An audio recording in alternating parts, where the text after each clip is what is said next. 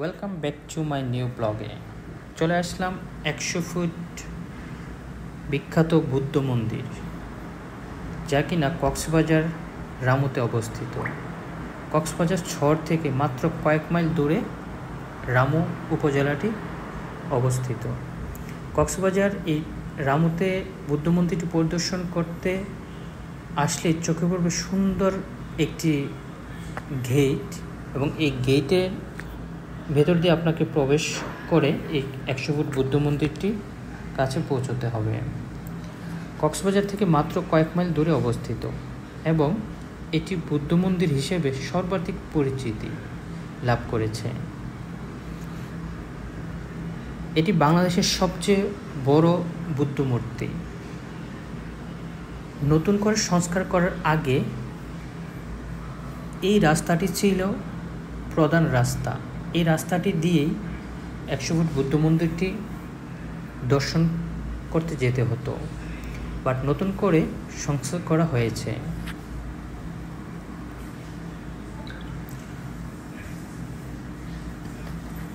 নতুন করে সংস্কার কাজ শুরু করে এই ভিডিওতে যতগুলো স্পেস দেখতে পাচ্ছেন সম্পূর্ণ এগুলো নতুন করে করা হয়েছে এবং বিশাল বড় এরিয়া নিয়ে মন্দিরটি প্রতিস্থাপন করেছে। আর অবশ্যই প্রবেশ পথে আপনাকে 10 টাকা পরিধান করে টিকিট কাটতে হবে। টিকিট 10 টাকা দিয়ে টিকিট কেটে আপনাকে উপরে যেতে হবে। আর জুতা নিয়ে ভিতরে যাওয়া নিষেধ, জুতা রাখার নির্দিষ্ট স্থান রয়েছে। এই হলো জুতা রাখার স্থান। পবিত্র ত্রিপিটকে পাওয়া 32টি প্রধান বৈশিষ্ট্য এবং 40টি ছোট বৈশিষ্ট্য অনুসরণ করে এটি নির্মিত হয়েছে এবং ভুবন শান্তি 100 ফুট সিংহ সজ্জা গৌতম বুদ্ধ মূর্তিটি স্থাপিত হয় 2002 সনে।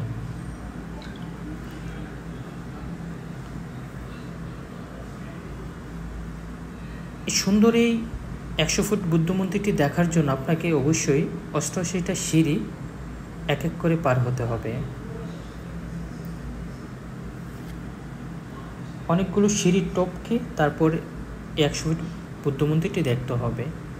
সিঁড়িগুলো পার হওয়ার সাথে সাথে ডানে বামে একটু তাকালেই চোখে পড়বে অনেকগুলো ছোট বড় বুদ্ধদের মূর্তি, যা কিনা রাস্তাটাকে ভীষণ সৌন্দর্য প্রকাশ করেছে।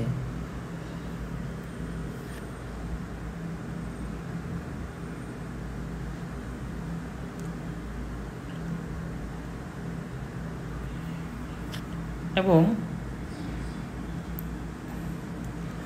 কক্সবাজার থেকে মাত্র 1 ঘন্টার রাস্তা হচ্ছে রামু এই বুদ্ধ মন্দিরটি।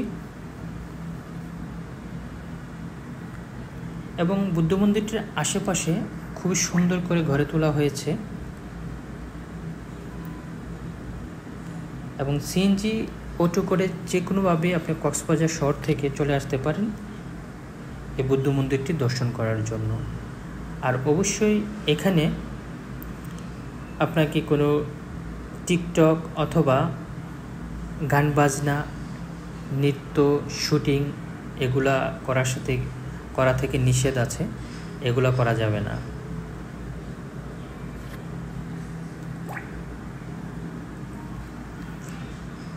আর উপরে উঠতেই বাম দিকে লেখা থাকবে বিশ্রী ছবি, গান, নৃত্য এগুলা করা থেকে বিরত থাকতে হবে। এই ভাবনা কেন্দ্রটি তৈরি হয়েছে খুব সম্প্রতি 2002 সালে। শ্রীমৎ করুণাশ্রী ভিক্ষু প্রায় 2 একর জায়গায় 2002 সালে বিমুক্তি বিদর্শন ভাবনা কেন্দ্র বুদ্ধ বিহারটি প্রতিষ্ঠা করেন। করুণাশ্রী মহাথেরা প্রতিষ্ঠা ও পরিচালক যিনি, এখানে তার ছবি দেয়া আছে। মূলত এটি একটি বুদ্ধদের ধর্মীয় উপাসনা ও ধর্মশিক্ষা কেন্দ্র এবং বিশাল বড় এরিয়া নিয়ে 2 একর জমির উপর এই বুদ্ধ মন্দিরটি গড়ে ওঠা হয়েছে।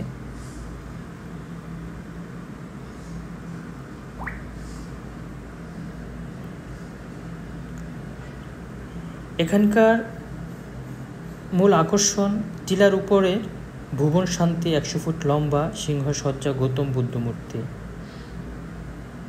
শ্রীমৎ করুণাশ্রী ভিক্ষু এই মূর্তিটি তৈরির পরিকল্পনা করে থাকেন। 2006 সালে মিয়ানমার থেকে একজন দক্ষ শিল্পী আনিয়ে এই বিশাল সোনালী রঙের মূর্তিটি তৈরির কাজ শুরু করে এবং 2009 সালে এই নির্মাণ কাজ শেষ হয় এবং খুব সুন্দর হলুদ ফুল চোখে পড়বে।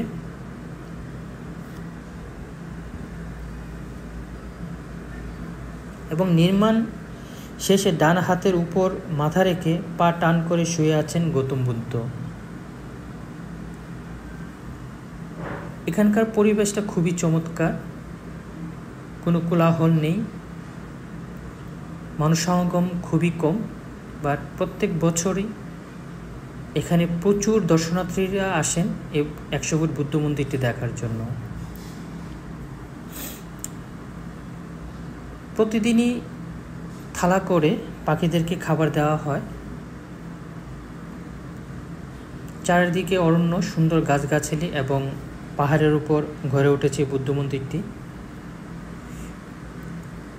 আশেপাশে গাছগাছালি থাকার কারণে এবং পাহাড়ের উপর হওয়ার কারণে পরিবেশটাই অন্যরকম হয়ে উঠেছে।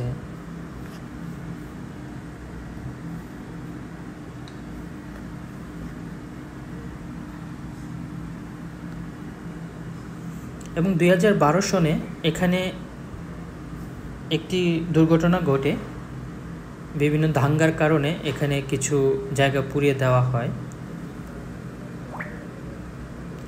100 ফুট বুদ্ধ মূর্তিটির পাশে আছে একটি প্রার্থনা গৃহ এবং এই প্রার্থনা গৃহের ভিতরে কয়েকটি মূর্তি আছে।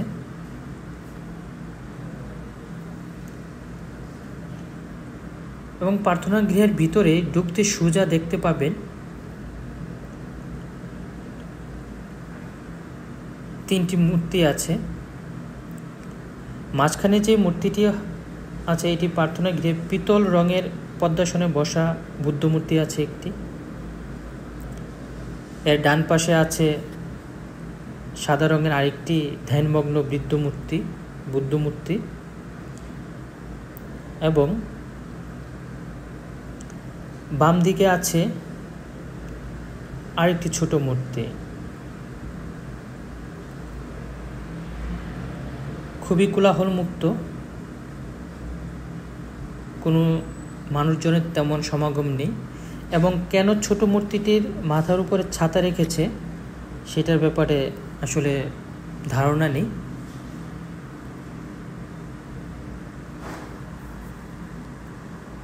আর আমি যেদিন গিয়েছিলাম আকাশটা খুবই পরিষ্কার পরিচ্ছন্ন ছিল, প্রখর রৌদ্র ছিল, মানুষ তেমন ছিল না, খুব কম মানুষ ছিল। বাট আমার কাছে খুবই ভালো লেগেছে জায়গাটি।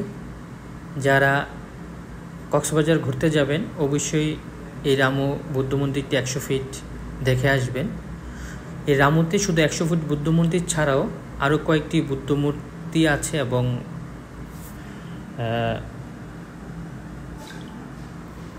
মন্দির আছে, সেখান থেকে ঘুরে আসতে পারেন। আর সবগুলোই মন্দির খুবই কাছাকাছি, বেশি দূরে নয়। সিএনজি অথবা অটো করে আপনি চলে আসতে পারেন এই রামুতে, মাত্র 1 ঘন্টার রাস্তা। এখানে কিছু শিক্ষার্থীরা থাকেন এবং যাদের ঘরবাড়ি নেই তারাও এখানে বসবাস করেন। শিক্ষার্থী এবং যাদের ঘরবাড়ি নেই তারা সবাই মিলে স্থানটিকে খুবই পরিষ্কার পরিচ্ছন্ন রাখেন এবং সুন্দর করে গড়ে তুলেছেন 100 ফিট বুদ্ধ মন্দিরটি। মূলত এখানে তেমন কিছু সময় কাটানোর মতো আকর্ষণীয় তেমন কিছু নেই, তারপরও 100 ফিট বুদ্ধ মন্দিরটি দেখার মতো, সবারই ভালো লাগবে।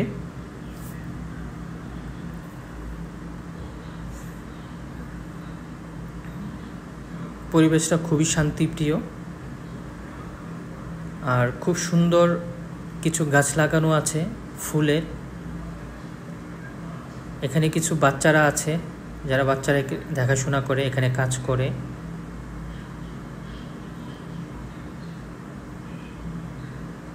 সো আশা করি ভিডিওটি সবারই ভালো লেগেছে, এবং যারা কক্সবাজার ঘুরতে যাবেন রামু বুদ্ধ মন্দিরটি দেখে আসবেন। 100 ফিট ভালো লাগবে, এবং রামুর রাস্তাঘাটগুলো খুবই সুন্দর। সো খুব সুন্দর ফুল ফুটে আছে। আশা করি সবাই ভালো লেগেছে ভিডিওটি। আজ এই পর্যন্তই। সবাই ভালো থাকবেন, সুস্থ থাকবেন। অবশ্যই লাইক, কমেন্ট, শেয়ার করবেন।